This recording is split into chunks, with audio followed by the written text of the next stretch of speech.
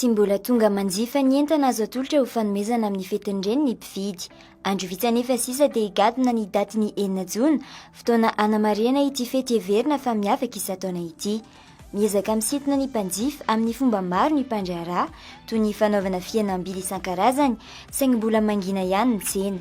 Ny toe-java-misy ara-pahasalamana sy ny amehana ara-pahasalamana no heverin'ny mpivarotra fa mahatonga izao tsena somary mangingina izao. Resaka confinement tsy dia tena mitovy tamin'ny erintaona aloha e, fa somary nilatsabatsaka kely ny teo amin'ny resaka vente izany.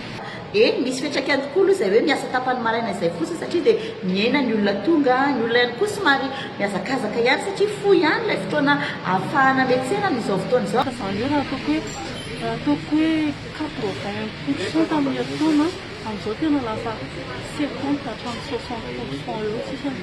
Raha manao ohatra fohifohy izao tsika mety hoe tamin'ny erintaona izay raha misy olona 10 tonga miantsena satria mety hoe mandritra ny tontolo andro. Amin'izao fotoana izao dia lasa mididina ny 5 hatramin'ny 9 eo ny olona miantsena. Mety hoe betsaka ihany izany nefa hita ihany koa fa nisy filatsahany be.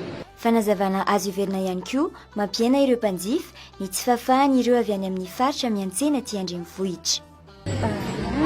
Raha taloha izao raha herinandro aloha fety dia lera izany raha tsy lasaka ny eo ny anankifolo ny mamono ao izany farakakely izay amin'izany tamin'ny taloha fa amin'izao ohatr'izay ianao raha izao hoe voanankiroa ngamba ny teo sady taloha ohatr'izao be da be ny olona maka maro izany mbola vitana anankirofasa fa izao tonga dia bolao kely izy.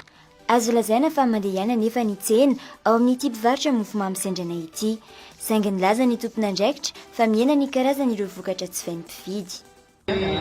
Vola tsy fainy ohatra hoe taloha izao ohatra hoe misy manao 25 personnes ohatr'izany fa amin'izao ialay 10 na ohatr'izany. Fa amin'izao ny olona le amin'ny crise dia somary milendaza dia izy zany. Tsy sanatria adino anefa ireo reny. Mbola mijerijery izay ho fanomezana sy mizany vidiny ireo mpanjifa tahaka ity tovovavy nifanena taminay ity. Hamelona azy io izy ny fiarahana misakafo ao an-trano.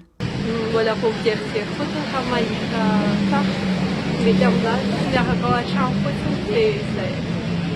Manao sakafo dia tsy mandeha mivoaka ao an-trano.